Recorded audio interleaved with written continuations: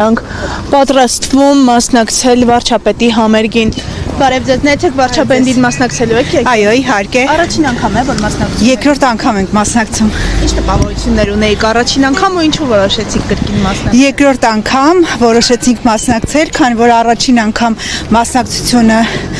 շատ ուրախալի էր, շատ լավ անցավ։ Որոշեցինք երկրորդ անգամ էր մասնակցել։ Ինչ ճրագալուցի չեք մասնակցում։ Մասնակցել ենք, արդեն պատարագից են գալիս։ Ձեր տեսքը շատ գեղեցիկ է եւ հատուկ եք ոճ ընտրել վարչապետի համերգի համար։ Իհարկե, Այսինքն ամեն անգամ պատրաստվում եք նոր լուքով, նոր տեսքով գալու վարչապետին։ դե նոր լուք այսպես ասած սա իմ առօրյա ոճն է եւ ես միշտ փորձում եմ նմանատիպ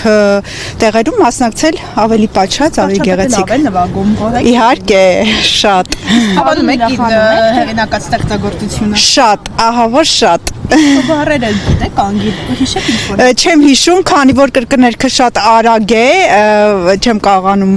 անգիր սովորել, բայց կփորձեմ երևի անգիր սովորել։ Ցանկանաք իր հետ երգել։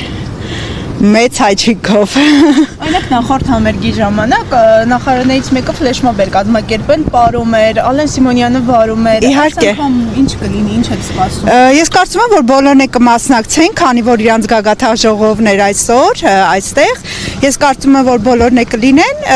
եւ կմասնակցեն մեր հետ, կուրախանան մեր հետ։ Անցած անգամ կակ։ Ներեցեք դուք էլ կասեք հատուկ եք պատրաստվել։ Я не говорю на армянском. Ուկրաինայի քաղաքացի է, եթե կարող եք ռուսերեն հարցալ։